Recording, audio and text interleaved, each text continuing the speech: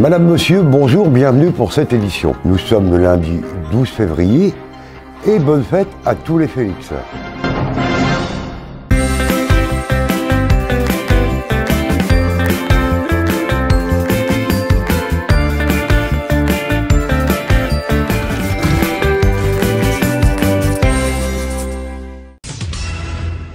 Dans quelques instants, nous aurons le plaisir d'accueillir un invité de marque, Monsieur Frédéric Laporte, le nouveau maire de Montluçon.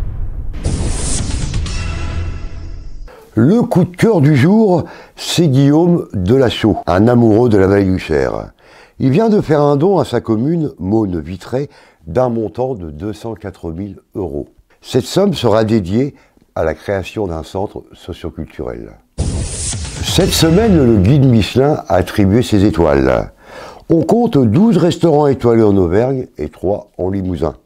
Sans étoiles, de nombreux restaurants dans la Creuse brillent par leur qualité de terroir. Allons découvrir le Damier, situé dans un charmant village creusois, à quelques kilomètres de la cité thermale, Évaux-les-Bains.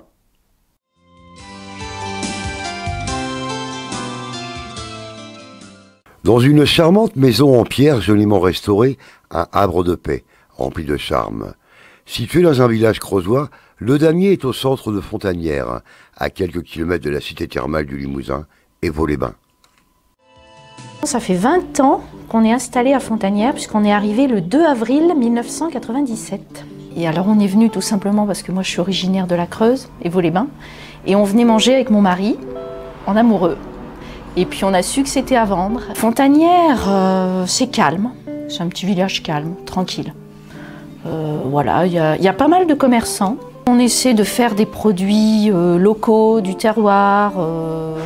Mon mari fait très bien le foie gras, c'est un peu la spécialité, entre guillemets. On a un sabayon en dessert, un sabayon aux framboises de Rethère. Donc c'est vrai, les profiteroles maison, bien sûr. Les profiteroles. Oui, c'est vrai, c'est vrai. Certains appellent pour savoir d'ailleurs si on les fait toujours. Le Damier vous propose une cuisine de terroir très goûteuse. Depuis une vingtaine d'années, Fred, Pascal et son équipe vous accueillent avec le sourire. On change la carte du restaurant, c'est pas régulier. Ça dépend de ce qu'on arrive à trouver, de ce qu'il a envie de faire. Puis comme on fait un petit peu de traiteur à côté, on jongle un peu entre le restaurant et le traiteur. Donc c'est vrai que le changement de carte n'est pas précis comme certains restaurants entre l'hiver et l'été. Il n'y a pas de... Bon, il y a bien un petit changement quand on arrive dans le printemps, mais... Dans une ambiance intime et chaleureuse, vous découvrirez une cuisine traditionnelle, soignée, où les produits du terroir tels que le safran, les petits fruits rouges, le fromage de chèvre et les œufs bio sont mis en valeur sur la carte très élaborée. Certains aiment bien le cadre, parce que c'est petit, c'est intime, c'est chaleureux, les couples se plaisent chez nous, justement, parce que c'est pas grand, donc ils sont assez tranquilles.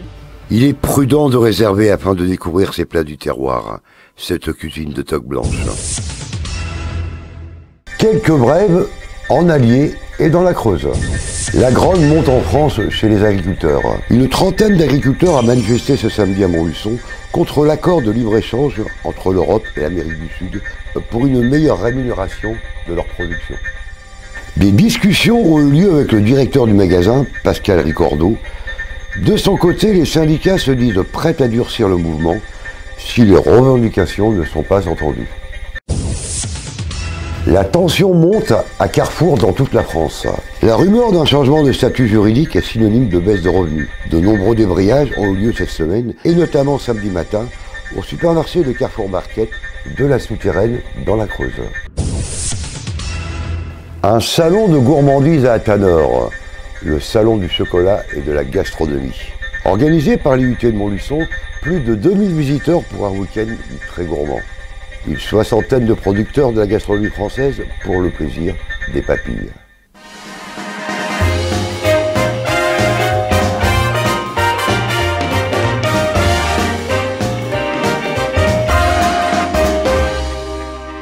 Organisé conjointement par Athanor et les étudiants de la section technique de commercialisation de l'IUT de l'Allier, le Salon du Chocolat, un rendez-vous des gourmets et des gourmands. C'est la 6e édition qu'on organise en collaboration avec le Centre Athanor. Nous, on est étudiants en technique de commercialisation à l'IUT et du coup, on fait des services, si vous voulez. On a une junior entreprise Donc c'est une junior entreprise, ça nous permet d'avoir des projets comme ça. Ça nous permet d'allier en même temps tout ce qui est la théorie avec la pratique à côté. On a contacté l'ensemble des exposants sur chocolat. Donc on les a contactés pour qu'ils viennent, on les a trouvés. Après on s'occupe d'eux tout au long du salon pour savoir s'il manque de rien. Et puis on s'occupe aussi d'une animation, le ticket d'or, donc qui permet de gagner des lots à tous les visiteurs qui viennent. Cette manifestation s'est doublée pour la première année avec le Salon de la gastronomie, organisé auparavant en octobre. Les exposants venus de toutes les contrées françaises ont présenté leur savoir-faire et la ville de Montluçon était bien représentée. Mes parents sont producteurs de noix au P, du Périgord, donc on transforme une grosse partie de la production en gâteaux, en bonbons. Les vieilles fontaines, l'église, entre autres, et à l'intérieur, nous avons des pastilles de Vichy qui représentent l'Allier. Dans le vieux Montluçon exactement, nous sommes au pied du château. Les touristes par exemple peuvent venir dans notre magasin et retrouver un peu notre région dans l'ensemble, Montluçon, Vichy, etc. De nombreuses animations durant ce week-end sucré-salé avec les enseignants de l'UFI 03. Elle a dit qu'il y avait plusieurs sirops. Hein, donc, oui, alors, moi j'aurais pas dit sirop de rose parce que j'y crains le sirop de rose. Mais légèrement, tout ce qui est sirop de rose, sirop de citron, sirop de... Mais c'est sirop de rose. Les cours de cuisine, des ateliers gustatifs, des décorations de table dans une ambiance très festive. C'est pas grave, c'est pas grave. Avec une soixantaine d'exposants et des produits du terroir français, c'était un week-end de gourmandise. Monsieur Duguerry, maire de Montluçon, a souhaité pour sa commune donner un coup de jeune. Il a donc démissionné. Frédéric Laporte, âgé de 51 ans, lui succède le 14 décembre 2017. Un coup de jeune à la mairie de Montluçon. Après la démission de Daniel Duguerry du poste de premier magistrat de la ville, Frédéric Laporte, expert comptable âgé de 51 ans, est devenu le nouveau maire de Montluçon. Le 14 décembre, le conseil municipal m'a élu comme maire. Daniel Duguerry a souhaité se retirer de ce mandat uniquement, puisqu'il est toujours président de l'agglomération du pays et conseiller régional. L'objectif de Daniel, effectivement, c'était de passer ce mandat à un élu un peu plus jeune pour préparer l'avenir. On en avait discuté déjà depuis un certain temps, plusieurs années. C'est un engagement qu'il avait pris en 2014 parce qu'il estimait qu'il fallait se donner des perspectives de travail. Il a insufflé un élan complètement nouveau à partir de 2001. La ville a profondément changé. Nous voulons organiser une grande harmonie entre les déplacements, le stationnement et les activités économiques, commerciales, culturelles et sportives. L'objectif de Daniel, c'était de redynamiser Montluçon pour lui permettre de rentrer pleinement dans le XXIe siècle. Moi, je vais effectivement conserver ces objectifs, développer la ville, la redévelopper encore plus. On va développer des choses nouvelles, je pense notamment au niveau du commerce, au niveau du centre-ville, au niveau de certaines animations. Les choses vont être un petit peu différentes. Le projet C'est Montluçon sera l'épine dorsale de notre action. Ce sera le projet C'est Montluçon qui commence sur les berges. Mais ce ne sera pas que les berges. Aujourd'hui, c'est ce que les Montluçonnais voient, parce que c'est le départ, c'est la première pierre du projet. Mais après, il va se diffuser vers l'avenue de la République, vers le faubourg Saint-Pierre et le boulevard de Courtet, les vieux Montluçon. Et puis après, il va se diffuser aussi le long des berges pour aller vers les communes extérieures. Désormais simple conseiller municipal, Daniel Duguerry reste également président de Montluçon Communauté, président du pays de la vallée de Montluçon et du Cher et conseiller régional. Alors je sais qu'il le fera. Il le fera avec beaucoup de compétences, avec enthousiasme, et qu'il fera perdurer notre devise « Là où il y a une volonté, il y a un chemin », car comme moi, il aime passionnément Montluçon, et vous pourrez lui faire confiance. Je suis convaincu que le nouveau pilote pilotera cet avion de la meilleure manière. Monsieur Frédéric Laporte, bonjour, nous sommes ravis de vous recevoir. Bonjour. Élu au conseil municipal adjoint aux finances depuis 2008 et élu en 2014 vice-président de Montluçon Communauté, vous êtes membre de la table ronde et vous avez créé le Club 41. Vous êtes président fondateur du BNI. Vous avez été élu le 14 décembre. Quelle a été votre première pensée et à qui? Ma première pensée, elle a d'abord été à mon successeur, à savoir Daniel Duguerry. qui m'a, j'allais dire, bien lancé depuis un certain temps vers cette voie de nouveau maire de Montluçon.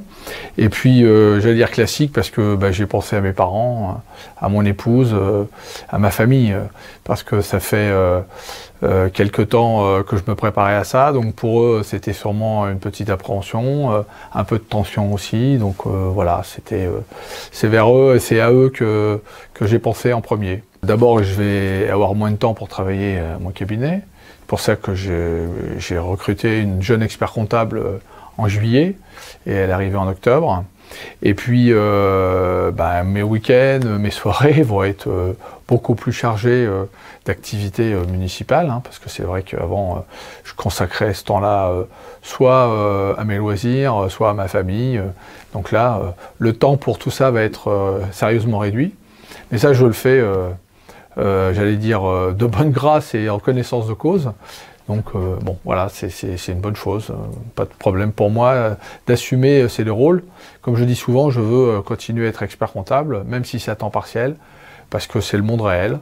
Je vais rencontrer des Montluçonnais qui ont des difficultés, qui auront des choses à me dire. Et donc c'est aussi une façon de prendre connaissance de ce qui se passe à Montluçon et ce dont ont besoin les Montluçonnais. Alors il devient très difficile de se garer dans le centre-ville de Montluçon. Avez-vous des propositions afin de pallier à ce désagrément et répondre à l'appel des commerçants, entre autres ceux du boulevard de Courtet? Alors franchement, on a fait peut-être une dizaine d'études sur ce problème du stationnement, une dizaine d'études au fil des années. Et Montluçon, alors là je le compare évidemment par rapport à des villes standards françaises, Montluçon est très largement doté en stationnement. Après, là où il y a peut-être une difficulté, c'est que les Montluçonnais ont du mal à bien vouloir aller sur les stationnements dits payants, parce qu'il y a quand même 20 minutes gratuites malgré tout. Et c'est vrai que beaucoup de gens cherchent à tourner autour vers les stationnements plutôt gratuits. Voilà. Sinon, en termes de places de parking, vous pourrez le constater, sur les grandes artères, comme sur les parkings comme Saint-Pierre ou le parking, le nouveau parking en dessous de l'hôpital, hein, tous ces parkings ont encore de nombreuses places. Il n'y a pas de problème majeur. Alors après le parking gratuit, puisque c'est peut-être un peu de ça dont vous voulez me parler, par exemple, là, sur le bas du boulevard de Courtet, je suis à la recherche d'une petite surface pour essayer de créer un petit parking. Mais malgré tout, ça restera des petites surfaces assez accessoires et ça ne remplacera pas le parking payant qui sera devant les commerces, parce que là, ça nous semble absolument indispensable. Il y a encore un épisode qui s'est déroulé en début d'année à Vichy, qui a clairement montré qu'à partir du moment où c'est gratuit, le stationnement, eh bien, tout le monde vient paupériser les places et les commerçants sont les premières victimes de ce stationnement qui est complètement paupérisé. Le gros chantier se profile pour l'agglomération. Mais vous, Frédéric Laporte, quelles sont vos directions et qu'allez-vous proposer pour la ville de Montluçon? Alors il y aura peut-être deux axes un petit peu, je ne sais pas si c'est nouveau, mais en tout cas dans le prolongement de ce qui a été déjà fait. Un qui va être porté sur le centre-ville et le vieux Montluçon. C'est vrai que je pense qu'on a la chance d'avoir une vieille ville et qu'il faudra arriver à la redynamiser, à la rendre encore plus vivante de ce qu'elle n'est. Et puis les technologies nouvelles, avec les numériques, pour moi, je voudrais porter vraiment l'accent là-dessus, avec peut-être des accès en centre-ville à du Wi-Fi ou la haute définition, le numérique pour toute la ville, enfin le plus rapidement possible, parce que c'est prévu. Mais le problème, c'est qu'on a des calendriers qui se tendent de plus en plus. Eh bien écoutez, nous vous remercions, monsieur le maire, d'avoir répondu à notre invitation et à très bientôt. Merci, monsieur Velay.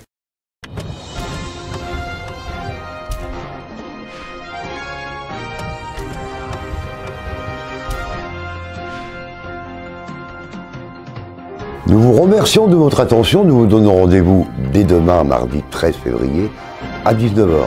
Bonne soirée à tous et bonne journée.